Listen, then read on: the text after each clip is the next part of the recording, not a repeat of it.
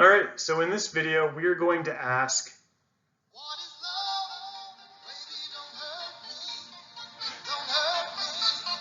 no more. I'm sorry, I had to do that. So we're going to ask, what is money? Now, that's going to seem like maybe an obvious question. You know, money's cash, money's coin, money is credit cards. It's what we carry around to buy what we need. But we're going to think about the purpose that money serves, as well as maybe a more comprehensive definition, which could explain money across time and across countries.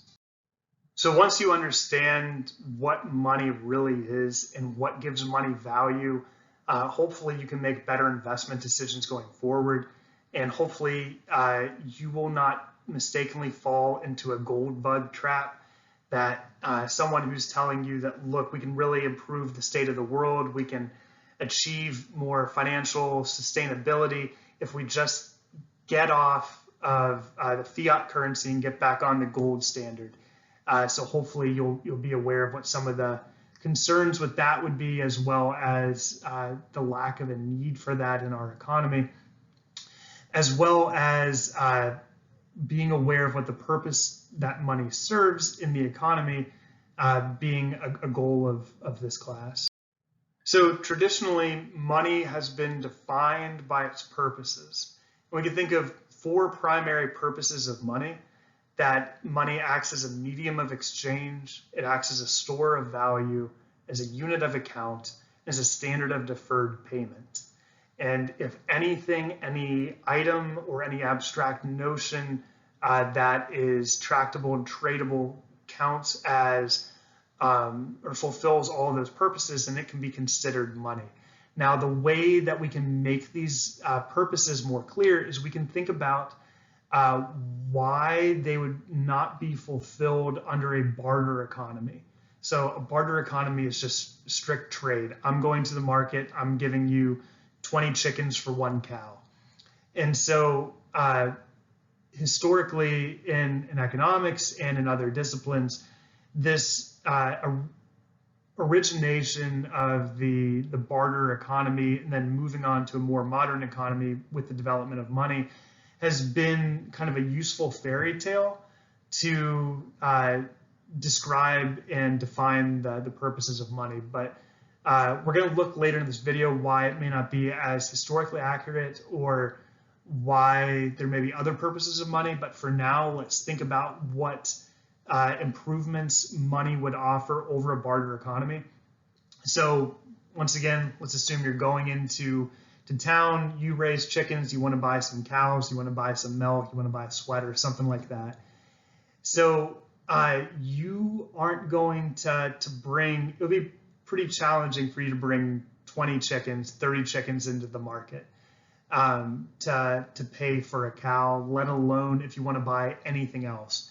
That it would take up space, it's would not be really feasible for you to carry around all of your wealth with you at all times if you want to be able to buy something, if you want to be able to trade it to buy something at a moment's notice.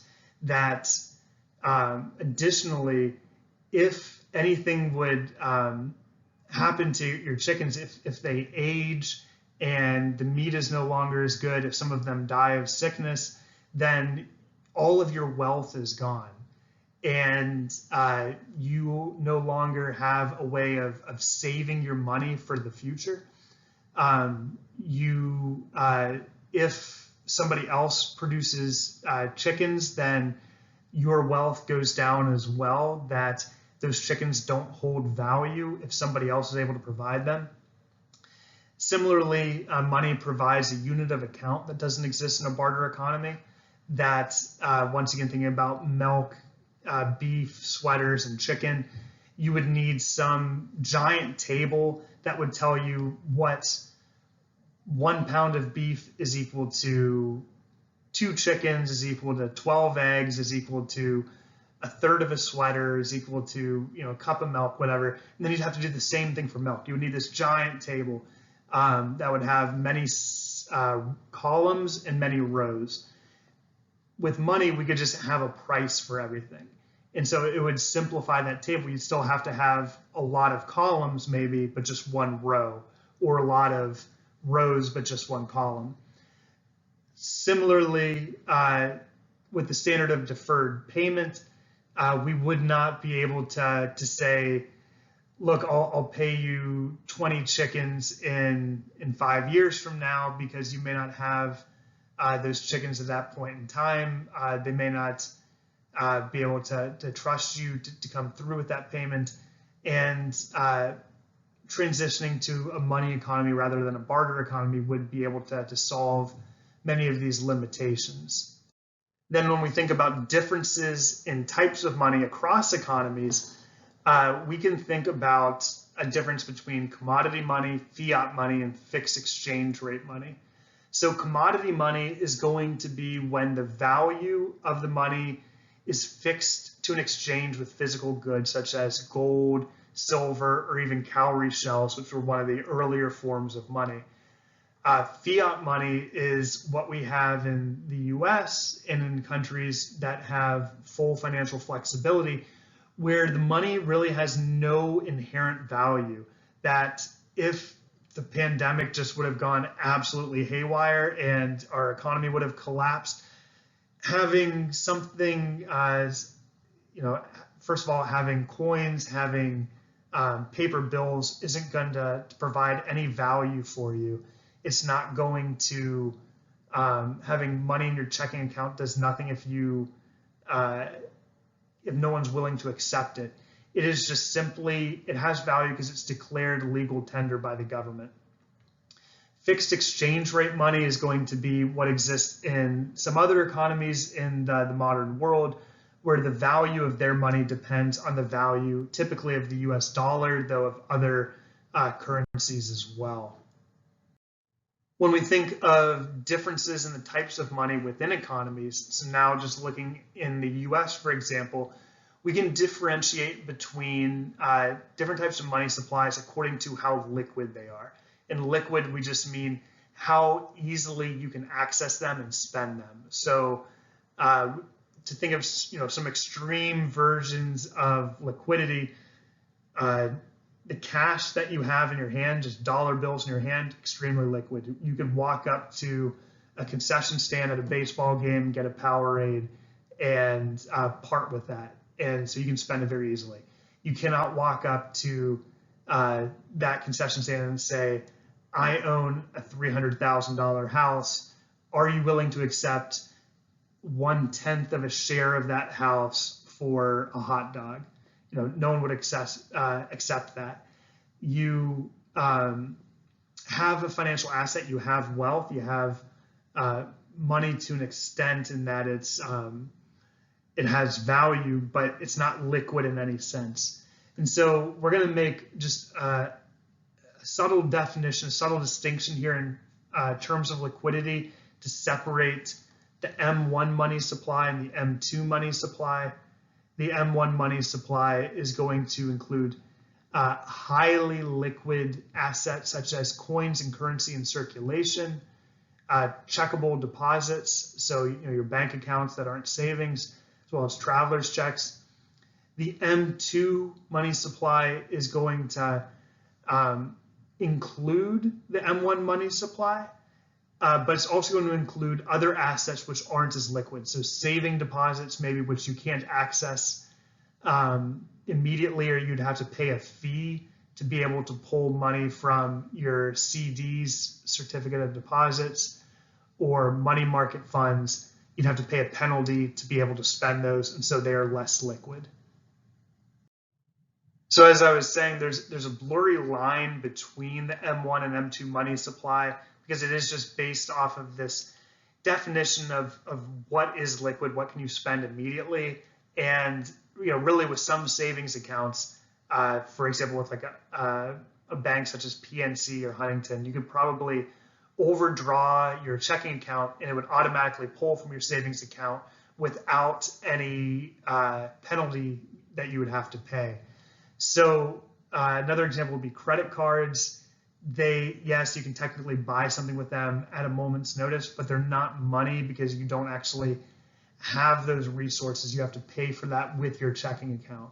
So when we think about the total value over the past 5 years of the money supply in the US, we can see that that M1, that highly liquid money supply, is going to be significantly less than the M2 money supply, and that money that could be exchanged to buy something at a moment's notice is only about $3 trillion, whereas the total M2 money supply is closer to 12 trillion. So I want to return now to that barter economy motivation for studying the definition of money by its purposes. So it's hard to think of a predecessor to money economies because money has been around for at least 2,600 years.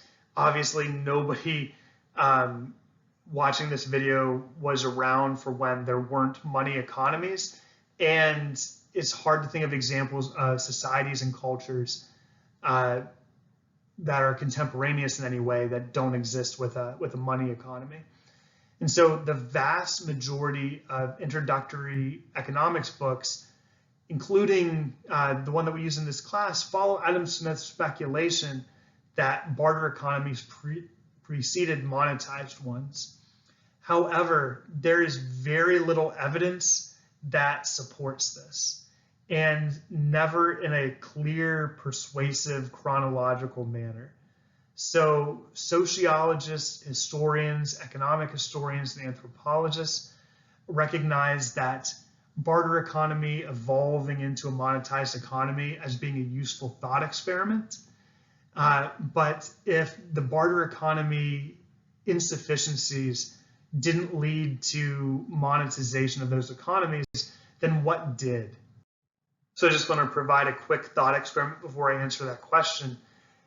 So oftentimes you will hear arguments from those who want a return to a gold standard or a silver standard, who say that, look, every time the government prints money, it's losing value. Your assets, your wealth are not safe because the government can print more money and you can lose, there can be inflation, which is going to rob you.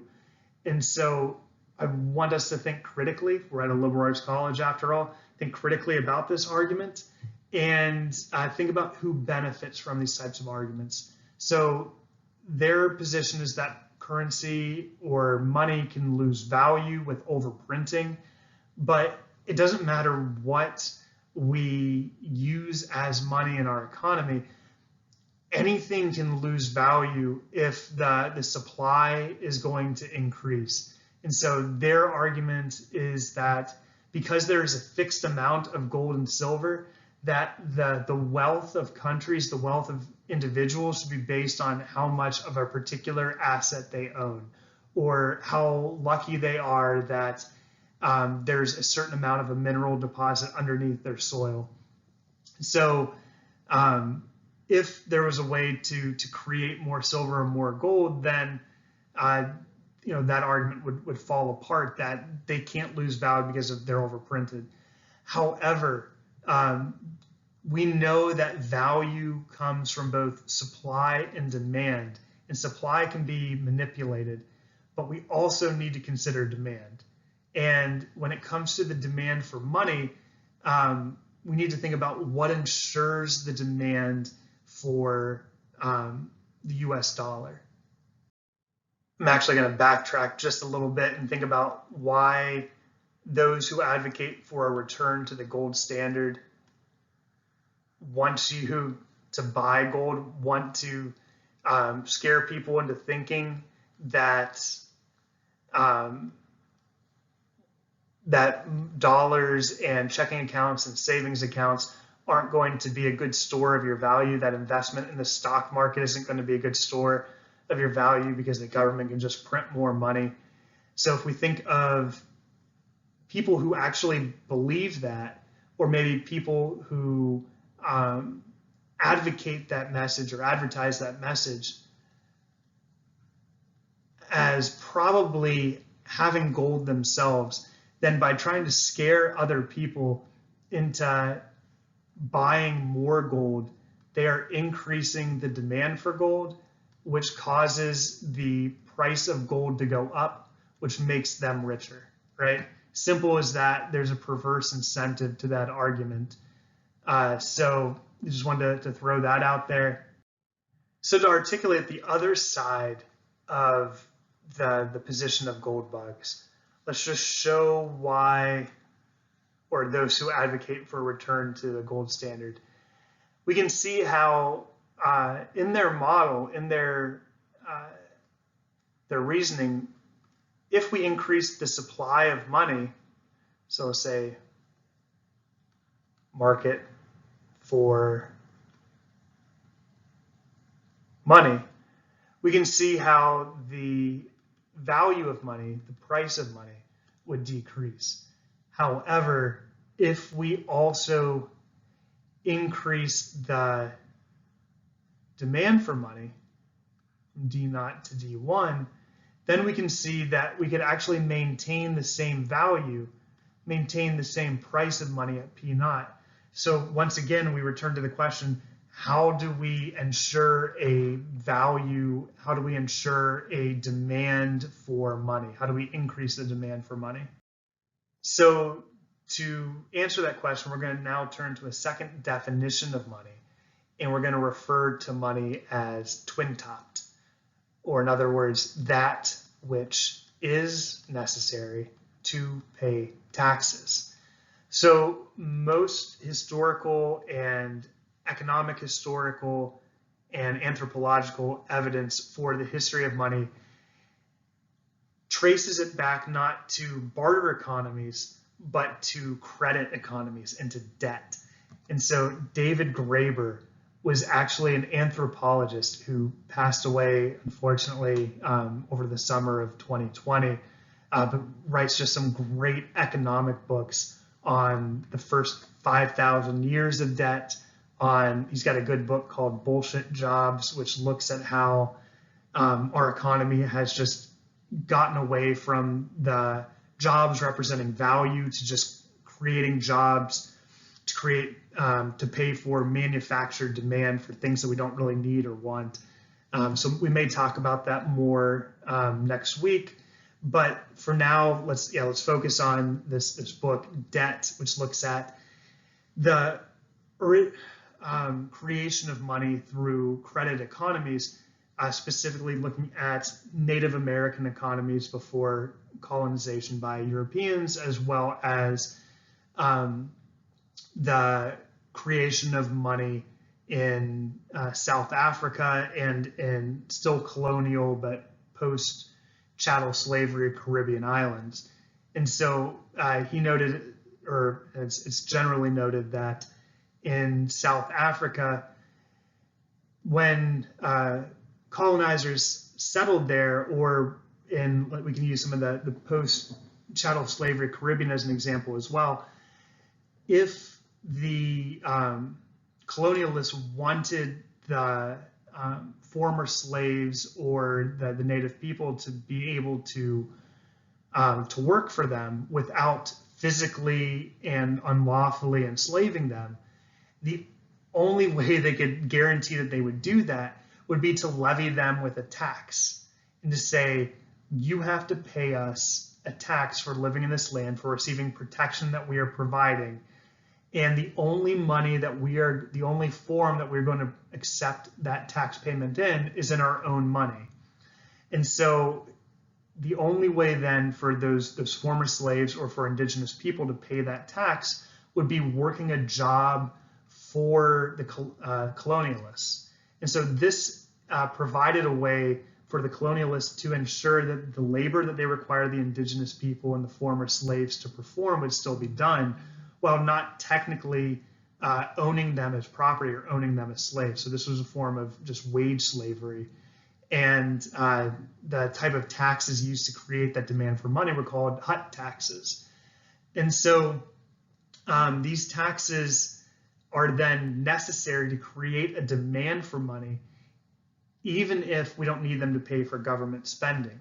And so we can still see today that we've been increasing the money supply without leading to a decrease in the value of money, value of the US dollar, in part because of taxation as a way to drain excess liquidity and enforce that in the presence of a world where cryptocurrencies and bitcoins are rising in prominence, that people can't have all of their savings or investments in those currencies because the government will not accept them as a way to pay your taxes, that you need the US dollar.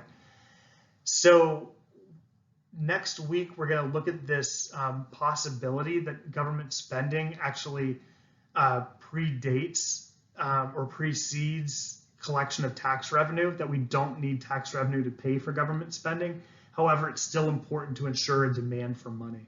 So we're going to look at that next week, but for now, let's return to our goal for this week, which is to study monetary policy, which is going to require us to understand both money and how banks create money. So in the next video, we are going to use our definition of money to think about how banks, the role that banks play in creating money.